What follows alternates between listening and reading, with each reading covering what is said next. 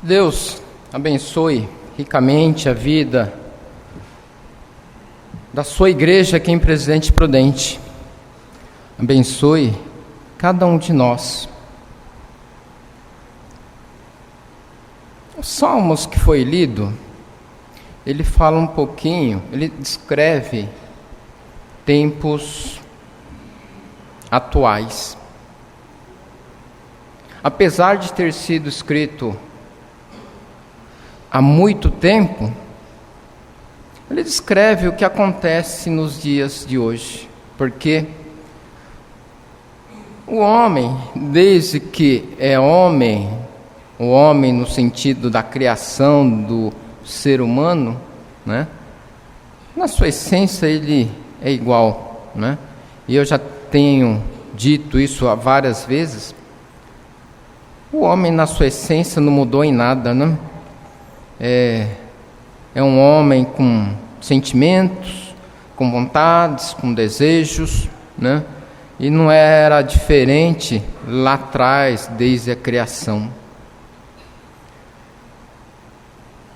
Mas falando dos tempos modernos, né? Dos tempos atuais, o que nós temos visto hoje, né? A sociedade, de uma forma geral, ela, como foi falado na escola dominical, a sociedade como um retrato, né, que você tira e vê toda uma bagunça, né, toda uma confusão, relacionamentos despedaçados. Aliás, nem existem relacionamentos para a gente dizer, né? Ou seja, a sociedade, de uma forma geral, né, ela um caos. E aí, né? Esse caos, se nós não tomarmos cuidado, ela vem para dentro da igreja.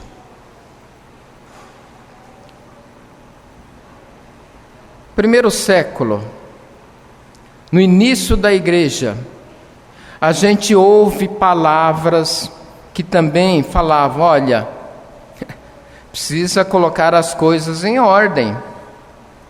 Tanto é que Paulo escreve e incumbe Tito de uma tarefa. Nós vamos falar um pouquinho sobre essa carta de Tito e a gente vai ver, olha, Paulo dando instruções para Tito e falando, olha, Tito, você vai lá nesta igreja e coloque as coisas nos seus devidos lugares. Bom, para se colocar as coisas nos devidos lugares, significa que não estavam nos seus lugares. Ou seja, havia uma certa instabilidade, um certo grau de caos instalado, né? Como que a igreja ela é composta? Se você olhar para a igreja aqui, né? O que você vê? Né? Mentalmente, né? Ou vire seus olhos para trás, quem está à frente, né? Quem está no fundo, o que você enxerga? O que você vê? A gente vê pessoas, claro, pessoas, né? Mas como que você descreveria esse grupo? Como que você descreveria essas pessoas, esses integrantes deste grupo, desta igreja? Bom, eu diria que nós não temos gêmeos aqui, né? Olha, Aliás, pode ter até gêmeos fisicamente, né? Mas em termos de personalidade, em termos de sentimentos, em termos de pessoas interiores, nós não temos gêmeos, né? Mentalmente a gente poderia falar, mas a Juliane e o Fábio, eles têm gêmeos, né?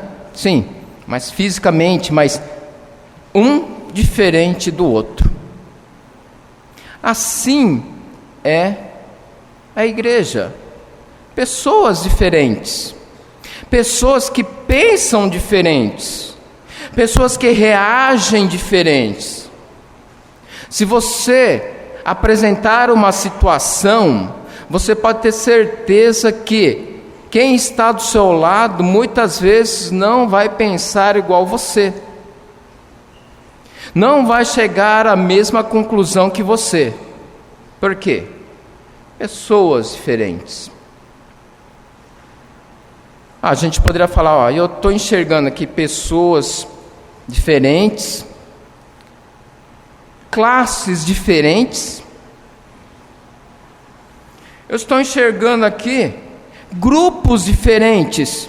Apesar de ser um grupo grande, mas nós temos pequenos grupos diferentes, não temos? Nós temos pessoas que têm mais afinidade com outros irmãos e menos com aquele ou aquela irmã. Isso é natural, não é? Porque o próprio Jesus, quando ele estava aqui na terra, mesmo entre os 12, haviam aquelas pessoas mais próximas de Jesus. Isso é natural. Eu tenho mais afinidade com tal irmão, tal irmã, do que com outro irmão, outra irmã. Nós temos pluralidades.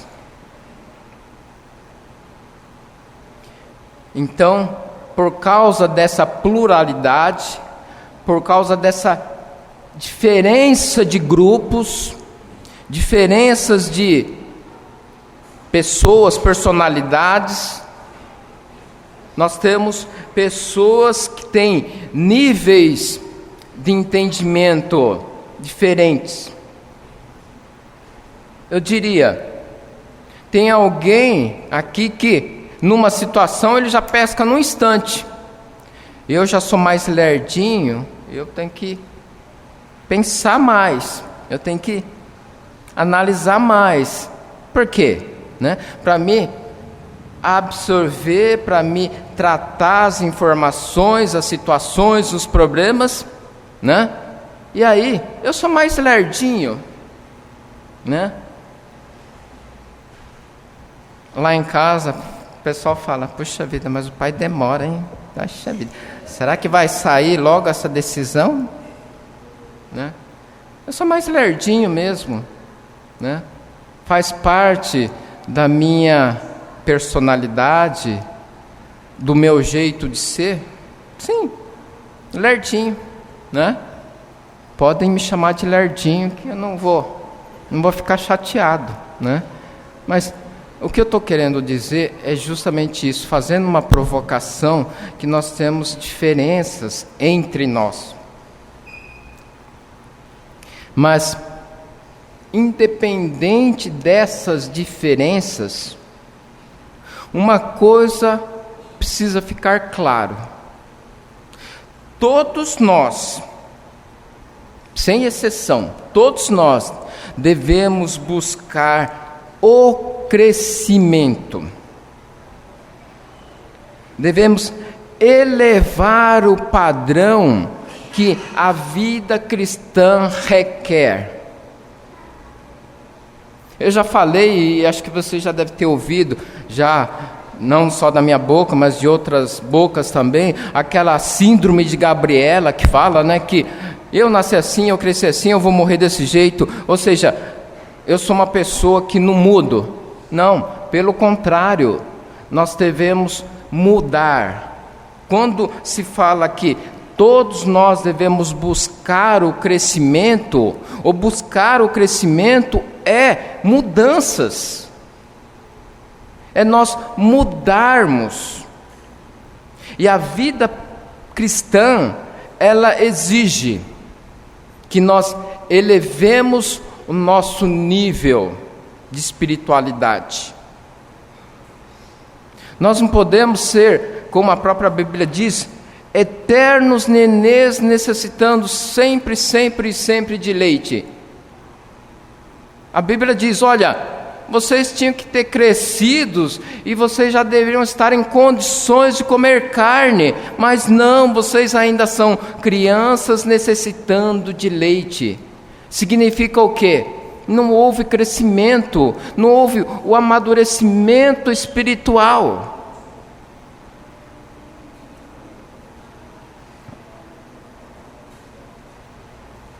Eu e você, nós fomos remidos por Jesus Cristo, nós fomos remidos por Deus para sermos um povo zeloso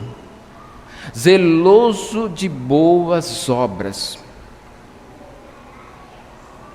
Todos nós aqui, sem exceção, nós fomos remidos para ser um povo zeloso e de boas obras.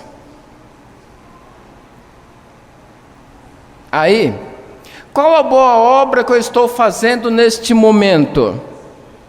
Eu como pessoa, eu como indivíduo desse organismo, como pertencente a este grupo, o que eu, pessoalmente, eu individualmente estou fazendo de boa obra? É uma pergunta retórica, tá? Mas você responda para você mesmo. O que eu estou fazendo de bom?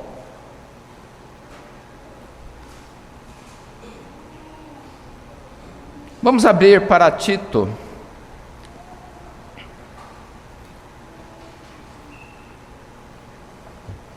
Capítulo 1, o trecho que foi lido aí, né? A gente vê Paulo falando sobre, né, as orientações para Tito, qualificando ele, qualificando Tito, né? E também ele fala algumas instruções. Não é o foco nosso aqui de discorrermos sobre o presbitério, não é isso. Vamos para o capítulo 2, porque aqui está se falando de todo mundo, né? Capítulo 1, ele descreve as qualificações de um presbítero, né, de um pastor, de um bispo, né? Mas para falar para toda a congregação, capítulo 2, diz lá: tu, porém, fala o que convém à sã doutrina. E aí começa a ter instruções para a igreja. Leia Tito pensando que são instruções para a igreja.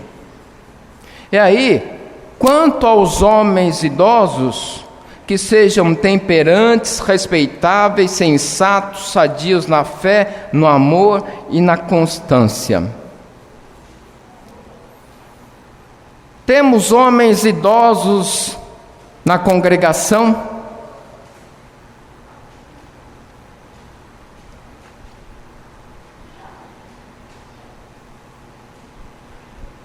Se você olhar, você vai ver idosos, não vai? Você vai ver cabelinhos brancos. Olhe, veja, homens idosos. E aí, o assunto aqui, apesar de falarmos para toda a igreja, mas em particular para os homens idosos. Foi falado na escola dominical que a sociedade judaica ela tinha muito respeito para com as pessoas de idade. Falando que o tema era sobre honrar os pais, né? A sociedade judaica, ela colocava o homem, o ancião, o homem idoso, né, num patamar elevado. A cultura judaica tinha esses homens em alta conta. Eram homens respeitados por sua sabedoria, por sua experiência acumulada ao longo do tempo. Homens sábios, homens experimentados, experientes. Aí vai uma pergunta para os homens: como que nós estamos, homens? E aí eu estou colocando, né, instruções, orientações de como este homem idoso deve viver.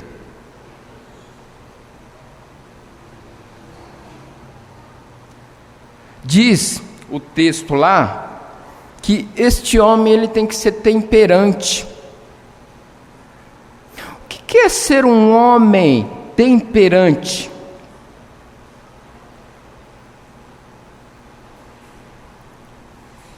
É um homem moderado, comedido nas suas palavras, nas suas ações, nas suas atitudes. No seu viver existe um regramento, uma moderação. Ele é um homem sóbrio. Quando estamos falando de temperantes, estamos falando homens que são sóbrios, né? Sóbrio, se a gente fizer uma analogia, você pega uma pessoa embriagada, ele não está, pode estar qualquer coisa, menos sóbrio. Quais são as atitudes, as ações, as falas de uma pessoa dominada pelo álcool? Não fala coisa com coisa, distrata, tem uma postura indecente, e aí você vai elencando um monte de coisas. O homem idoso, ele tem que ser sóbrio, ele tem que ser moderado, ele tem que ser comedido.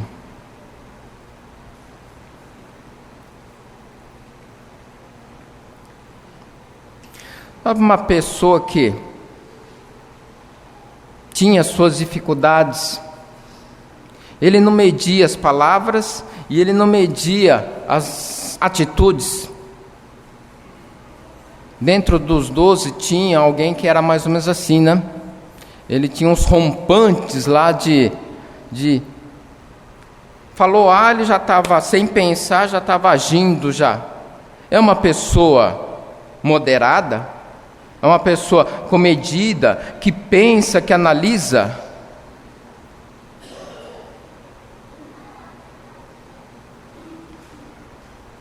Sóbrio, moderado, comedido e atento ao seu redor, atento aos fatos, aos acontecimentos, atento aos relacionamentos, para não ser afetado pelo entorno, por essas situações.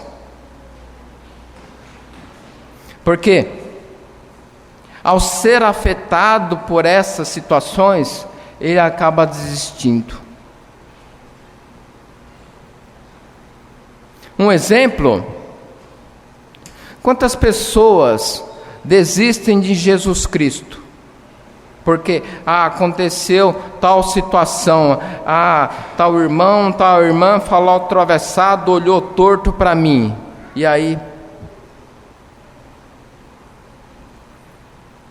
diz lá, quanto aos homens idosos, que sejam temperantes, sejam respeitáveis.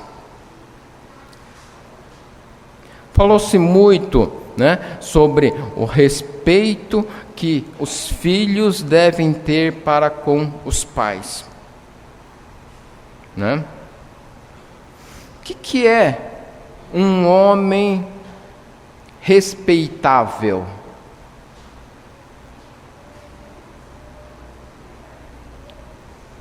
A gente poderia dizer que seria uma pessoa que você não tem, ou você não enxerga manchas na vida dele?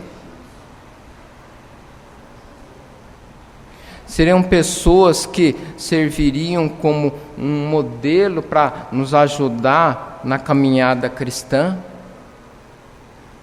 Pessoas respeitáveis.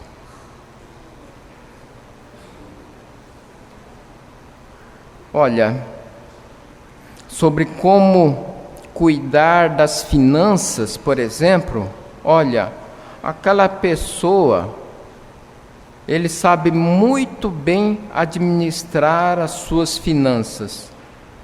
Então, nesse aspecto, ele seria uma pessoa respeitável, uma pessoa que você poderia chegar lá e falar, olha, puxa vida, você me ajuda? Como que você faz assim, nessa situação? Como que você se porta? Como que você lida com isso? Naquele quesito, um homem respeitável. Ou seja, homens idosos que são respeitáveis, que não têm manchas. Diz também um homem sensato, Quanto aos homens idosos, que sejam temperantes, respeitáveis, sensatos. Mais uma qualificação, Ou seja, sensatez, um bom senso, equilíbrio, diante de tal fato, ele enxerga todas as situações, todas as nuances, todas as pessoas, todas as consequências que podem acarretar aquela situação, e ele não pende nem para um lado, nem para o outro, mas ele fica no equilíbrio, no que é o certo, correto e justo. Bom senso, equilíbrio, autocontrole. Autocontrole no falar, nas ações, atitudes, no pensar. Ele pensa de forma equilibrada. Sabe aquela história de, comigo não tem dessas não, ou é 8 ou 80, não tem meio termo não. Ou seja, vai para um lado ou para o outro, sempre nos extremos. Equilíbrio, sensatez.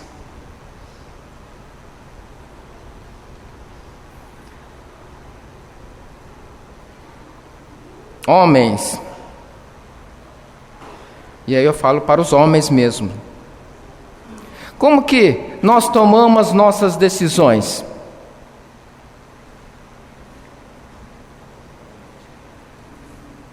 Eu sou o homem da casa e ponto final, o que eu decidi está pronto, está resolvido.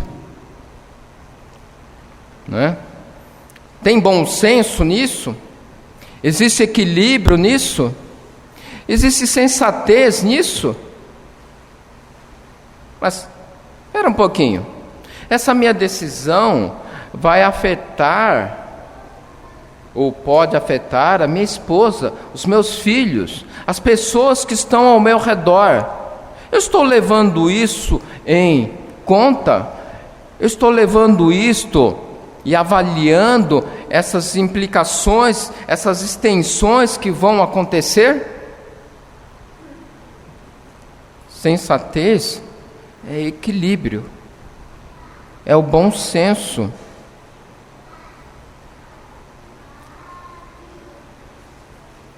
Na profissão que a gente tem, a gente lida com muitas pessoas, com os nossos clientes, né? E existem algumas situações em que nós temos um procedimento, uma formalização do que nós devemos fazer, né? Uma regra estabelecida. Algumas vezes,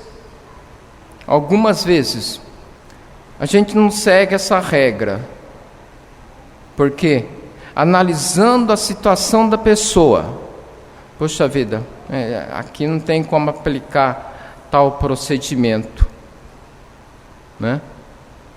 Ou seja, ou lidar com pessoas e são situações adversas, diferentes, que carecem de um olhar diferente, para que haja um bom senso, um senso de justiça.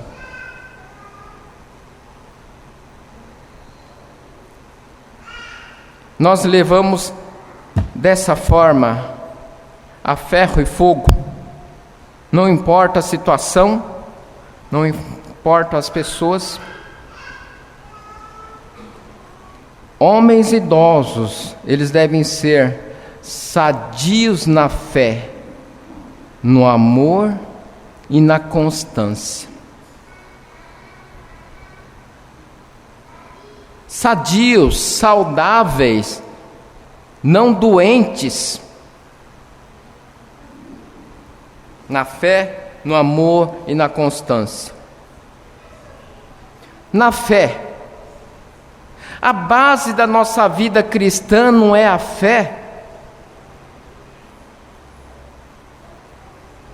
não é no que nós acreditamos, não é essa crença que faz ou molda o nosso viver e as nossas decisões. Porque eu tenho fé em Jesus Cristo, eu tenho fé nos ensinos dele, e aí, por causa dessa fé que eu tenho nele, as minhas decisões, o meu viver e o meu falar, eles são moldados por este pilar, por esta base.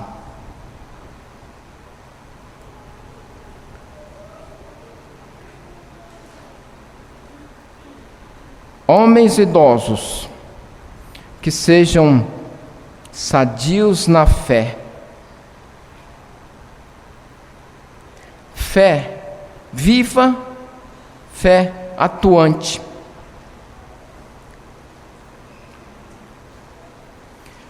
Sadios no amor.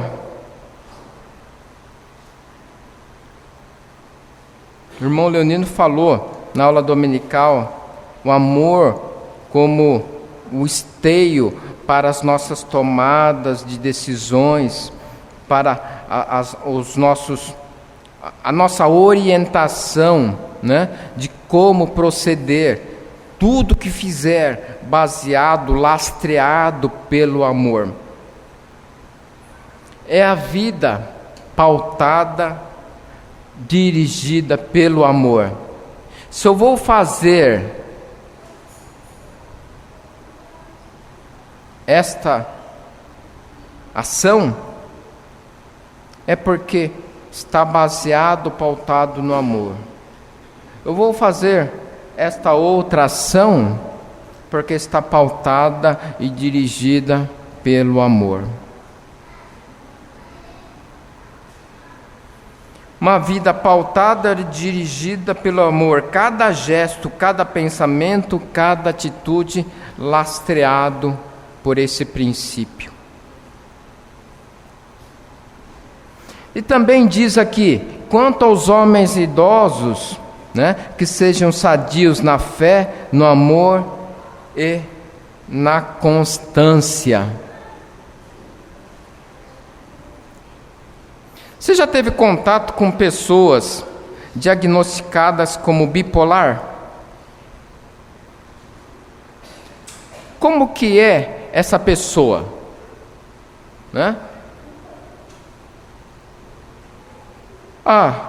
Uma hora ele, só para a gente exemplificar, uma hora ele está dando risada, olha para você e está dando risada, tudo bem, joia? De repente, muda o seu humor de uma hora para outra, Como que você lida com isso? E aí, orientação para os homens idosos: sejam sadios na constância. Novamente, se a gente pudesse traçar uma linha, é como se fosse uma linha assim, reta, sem variações, tal situação, tal pessoa, nossa, faltou me enterrar. Em outra situação, poxa vida, hein? Ai, que bom. Ai, ele te abraça. Só para a gente exemplificar como que é duro isso. Como que você vai lidar com pessoas assim? E como que o homem idoso vai ser visto pelos demais irmãos? Quando eu não sei como que vai estar o humor dele hoje, então eu não vou nem conversar, nem vou chegar perto dele. Ele tem que ser uma pessoa constante, ou situação A, ou pessoa A, independente, situação B, pessoa B, constante. Sabe aquela situação de que de repente, com você eu vou agir de um jeito, e com a outra pessoa eu vou agir diferente. Espera aí, mas não é isso? Isso não demonstra uma constância da pessoa.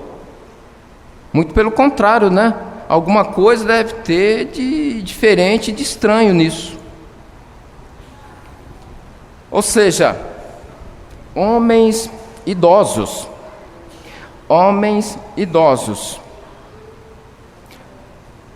E aí eu vou me incluir porque eu estou chegando lá. Ainda não sou, ainda sou de menor, Estou quase chegando lá, Mas homens idosos. Tito fala, olha, instruções: sejam homens temperantes, respeitáveis, sensatos, sadios.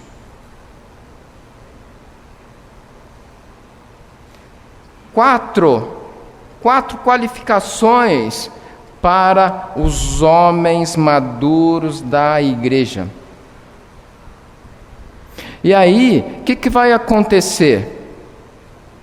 Puxa vida, o irmãozinho está com uma dificuldade, com um problema lá.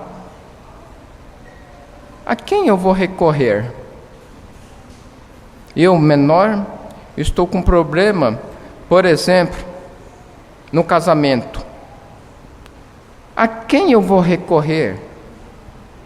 Quem eu estou enxergando aqui que teria condições de me ajudar e me aconselhar? Precisamos ter homens qualificados. E não estou falando só sobre a questão, eu nem quis comentar sobre a questão de presbitério, não é isso. Dentro do nosso corpo, nós precisamos ter homens idosos qualificados aqui. E aí, é uma provocação que eu estou fazendo. Como que nós estamos fazendo? Como que nós estamos? Se não estamos preparados, vamos nos preparar. Se nós não estávamos pensando, como que nós vamos pensar de agora em diante?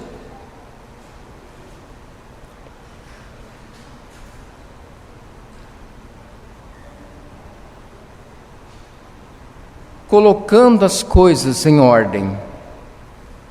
Começa com a minha vida pessoal.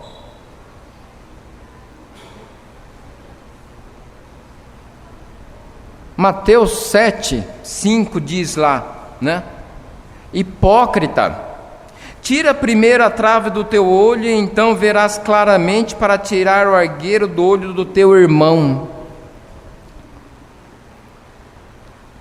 Colocar as coisas em ordem começa com a minha vida pessoal. E só para ilustrar o que Jesus falou lá em Mateus, retira primeiro a trave. Sabe o que era uma trave? Era como se fosse essa viga aqui, ó. Para você ver, é algo grande. E sabe o que é o argueiro? É um cisquinho que caiu no meu olho aqui. Sabe aquele cisquinho piquititico? Hipócrita, tira primeiro a trave que você tem no seu olho para poder tirar o argueiro do olho do teu irmão. Ou seja, é uma provocação para nós, homens desta congregação, sermos homens e também homens idosos com essas qualidades. Colocar as coisas em ordem é uma conclamação para que os mais experientes sejam também modelos de sabedoria, sensatez, sobriedade, equilíbrio, fé, apresentando maturidade espiritual. Que Deus abençoe cada um de nós, mas especialmente os homens desta congregação. Aos que ainda estão a caminho da boa idade, se preparem. Os que já estão, né, que conscientizem. E os que já estão mais avançados, né, que já estão nos seus 60, né, que entendam a importância desse trabalho dentro da congregação. Que Deus abençoe cada um de nós, para que coloquemos as coisas em ordem, começando pela vida pessoal. Que Deus nos encha com a sabedoria dele. Amém?